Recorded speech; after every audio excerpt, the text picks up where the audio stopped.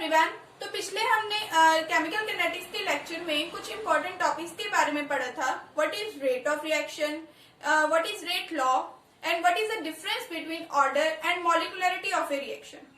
Now मैंने कुछ numericals भी करवाए थे। होप सो आपने घर पे कुछ और न्यूमेरिकल्स की प्रैक्टिस करी होगी। सो नेक्स्ट टॉपिक क्या है हमारे पास? Factors affecting rate of reaction. Factors affecting rate of reaction.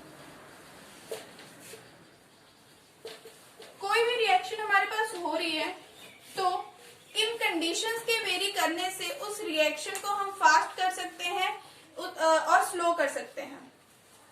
सबसे पहला हमारे पास जो फैक्टर है वो है nature of reactants. Nature of reactants. Now, how does rate of reaction is related to nature of reactants? Reaction होने का रीजन क्या होता है कि हमारे पास जो रिएक्टेंट्स हैं उनके बीच में बॉन्ड ब्रेकेज हो और एक नए बॉन्ड की फॉर्मेशन हो। एक ही जो मॉलिक्यूल्स हैं वो अपने मॉलिक्यूल्स में बॉन्ड ब्रेक करते हैं और बी के मॉलिक्यूल्स अपने बॉन्ड्स ब्रेक करते हैं एंड देन वो आपस में एक नए बॉन्ड की फॉर्मेशन करते हैं तो हमारे पास प्रोडक्ट बनता है। दैट मीन्स तब हमारे पास रिएक्शन होती है। सो दैट मीन्स जो रेट ऑफ रिएक्शन है वो रिएक्टेंट के नेचर के ऊपर डिपेंड करता होगा। जितनी जल्दी वो बॉन्ड ब्रेक हो जाएगा उतना जल्दी हमारे पास रिएक्शन जल्दी होगा। तो that means rate of reaction fast होगा। आपने अपने घर में भी देखा होगा, आप 2 गिलास पानी के लेते हो, अगर 2 गिलास पानी के ले लो, सेम क्वांटिटी ऑफ वाटर भर दो, ठीक है। दोनों ग्लासेस में सेम क्वांटिटी ऑफ वाटर है। एक में डाल दो सॉल्ट, दूसरे में डाल दो शुगर। सॉल्ट डाल दो, एक में डाल दो सॉल्ट, एक में डाल दो शुगर। तो कौन से ग्लास में हमारे पास रिएक्शन जल्दी होगी? रिएक्शन का मतलब है कि सॉल्ट हमारे पास पानी में जल्दी घुलेगा कि शुगर पानी में जल्दी घुलेगी। तो इसका आंसर क्या है? ऑब्वियसली सॉल्ट घुलेगा। आपने खुद देखा होगा घर में। तो इसका रीजन क्या है? क्यों सॉल्ट पानी में जल्दी घुलता है बट शुगर नहीं घुलती? है उतनी ही क्वांटिटी, सॉल्ट भी हमने सेम उतनी ही क्वांटिटी का लिया है जितनी शुगर। सो इसका रीजन क्या है? इनका nature of the reaction. Salt chemically क्या होता है? NaCl, Na positive, Cl negative.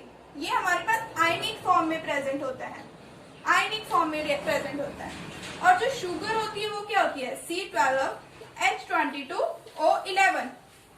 इसमें हमारे पास जो मॉलिक्यूल्स होते हैं उनके बीच में जो बॉन्डिंग इंटरेक्शन होती है वो होती है कोवलेंट इंटरेक्शन। सो ये तो मॉलिक्यूल्स पहले से ही आयंस के फॉर्म में प्रेजेंट है।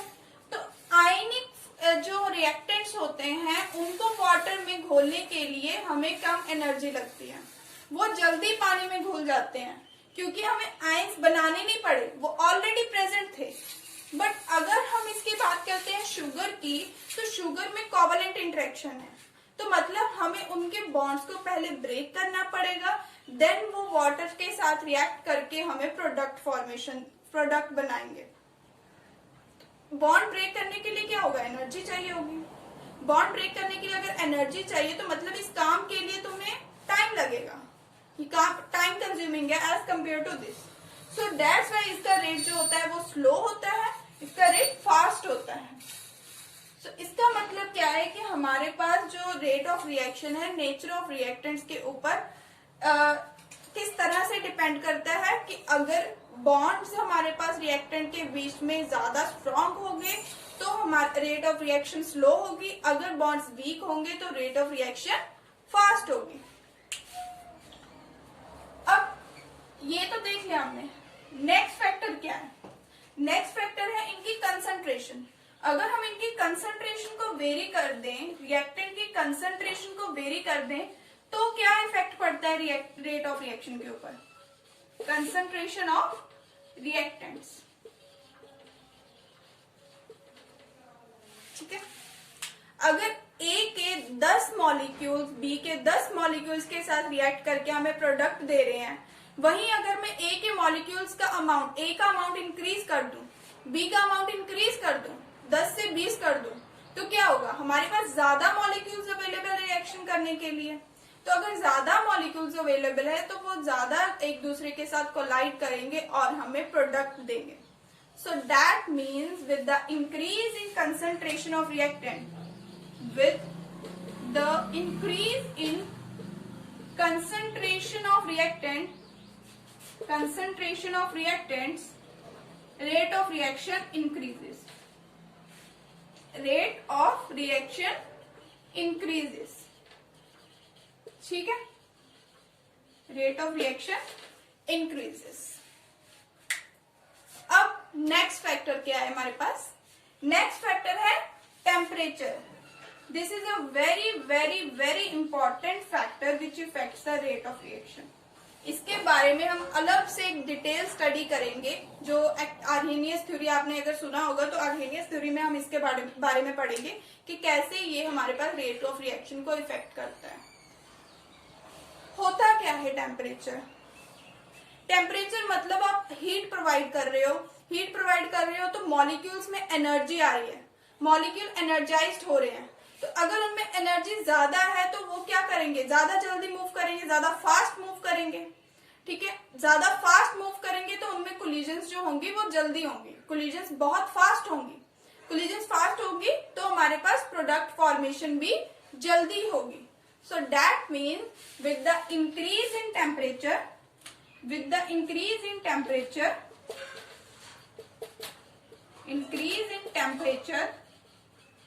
rate of reaction increases. अगर मैं वही कहूं, हम शुगर और सॉल्ट की एग्जांपल लेते हैं. शुगर की एग्जांपल हो कि पानी में आपने एक ठंडा पानी है, कोल्ड वाटर है यहाँ पे, ठीक है, उसमें आपने शुगर डाली हुई है. रूम टेम्परेचर पे आप उसको डिसॉल्व करने की कोशिश कर रहे हो. बट वहीं अगर आप एक गर्म पानी ले लो, उतना ही गर्म पानी ले लो, ठीक है, हॉट वाटर ले लो, उसमें आप शुगर डाल दो. आप क्या ऑब्जर्व करोगे? गर्म पानी में शुगर जल्दी घुल जाएगी. तो इसके घुलने का कारण क्या है कि अब शुगर के मॉलिक्यूल्स के पास एनर्जी है, वो ज्यादा जल्दी रिएक्ट करेंगे और हमें प्रोडक्ट देंगे, घुल जाएंगे उसमें. ठीक है, सो that's why rate of reaction हमारा टेम्परेचर के इंक्रीज करने से इंक्रीज होता है. And it is experimentally proven that with the 10 degree rise in temperature, अगर हम टेम्परेचर को 10 डिग्री राइज कर देते हैं, with 10 degree Celsius rise in temperature, rate of reaction हमारा क्या हो जाता है? Rate of reaction doubles. ठीक है, रेट ऑफ रिएक्शन हमारा डबल हो जाता है. अब इसके बारे में अगर और डिटेल स्टडी करनी हो तो वो हम नेक्स्ट टॉपिक्स में, कुछ आने वाली वीडियोस में डिस्कस करेंगे. So after nature of reactants, concentration of reactants, our next topic is, next factor is catalyst.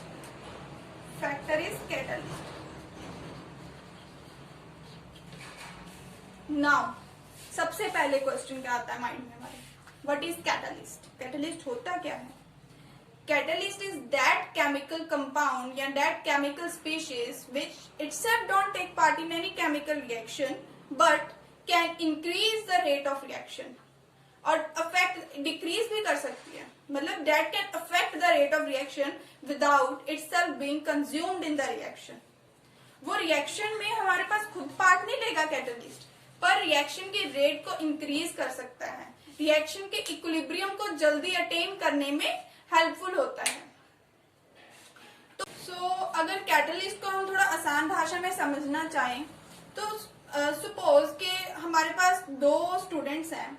एक स्टूडेंट पढ़ाई में बहुत तेज है और एक थोड़ा वीक है, थोड़ा स्लो है.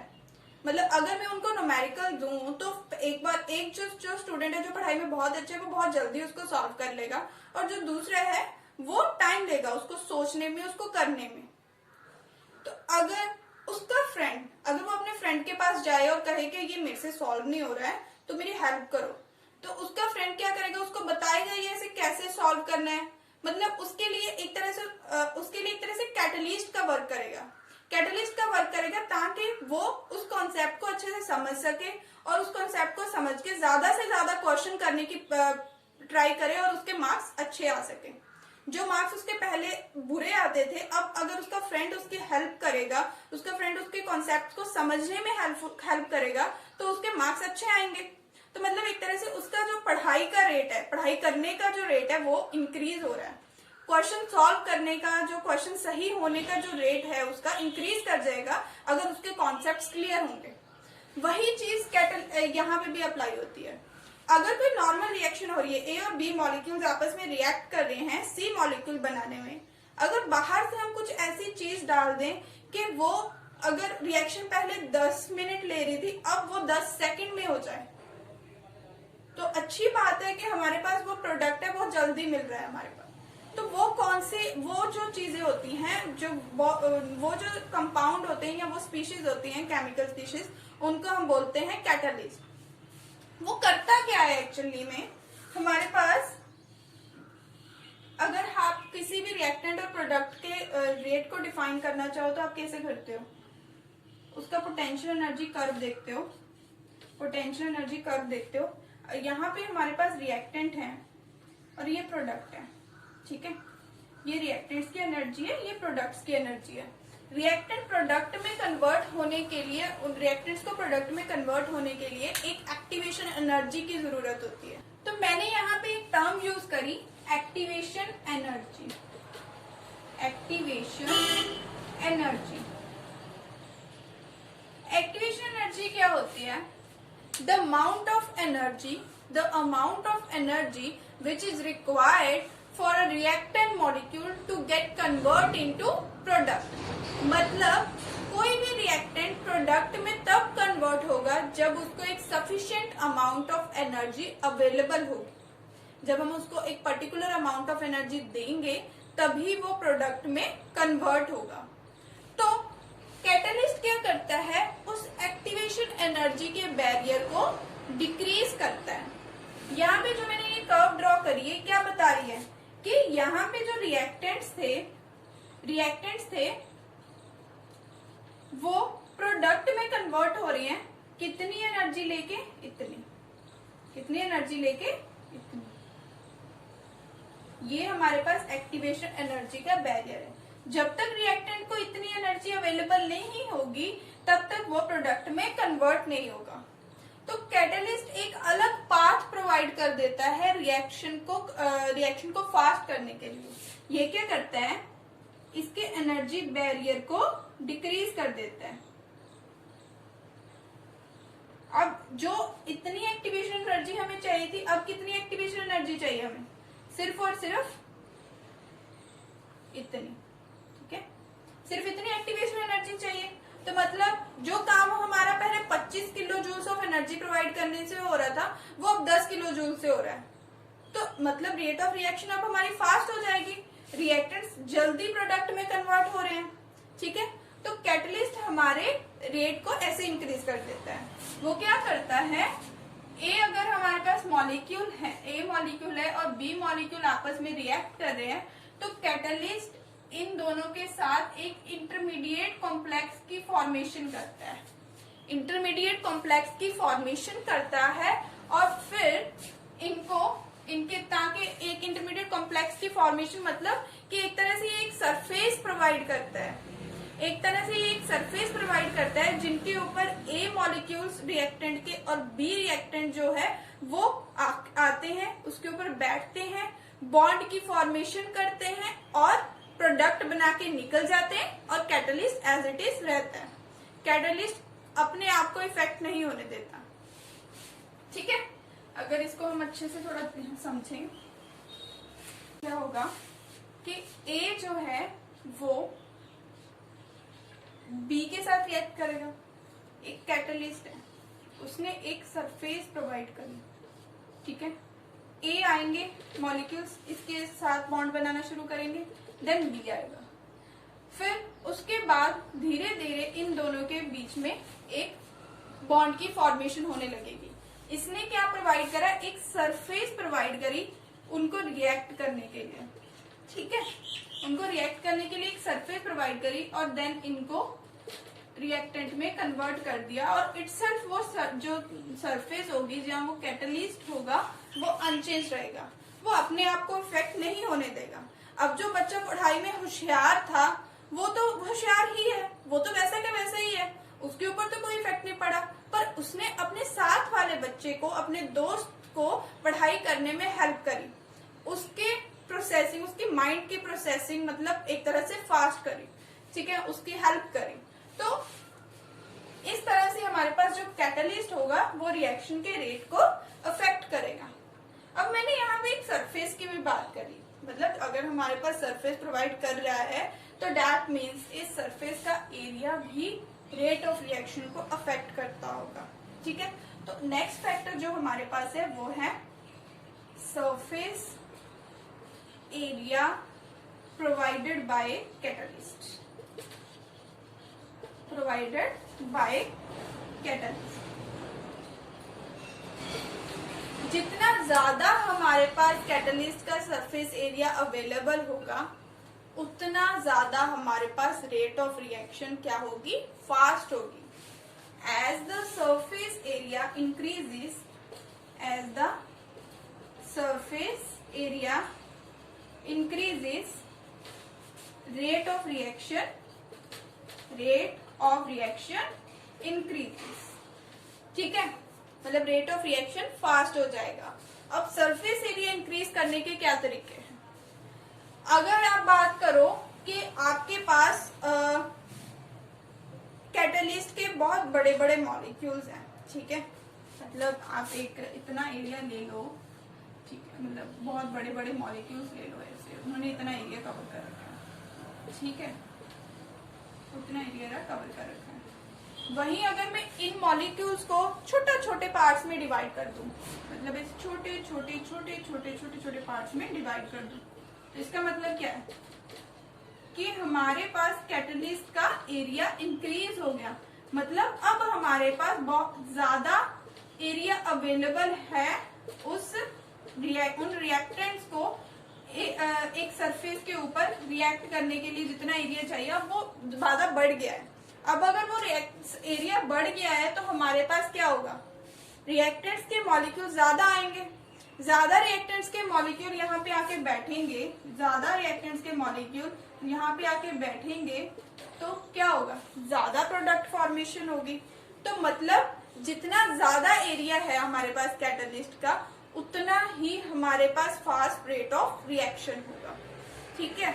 इनका हमारे पास एरिया कम था, इन लोगों जो ये अगर बड़े बड़े मॉलिक्यूल्स है तो उन्होंने हमारे पास रिएक्टेंट्स को रिएक्ट करने के लिए कम सरफेस प्रोवाइड की, बट अगर हम उन्हीं कैटलिस्ट के मॉलिक्यूल्स को छोटे छोटे एरियाज में, छोटे छोटे मॉलिक्यूल्स में डिवाइड कर देते हैं तो हमारे पास ज्यादा रिएक्टेड मॉलिक्यूल्स उस सरफेस के ऊपर आके बैठेंगे, ज्यादा रिएक्टेड मॉलिक्यूल्स उस सरफेस के ऊपर आके बैठेंगे तो रेट ऑफ रिएक्शन फास्ट होगी।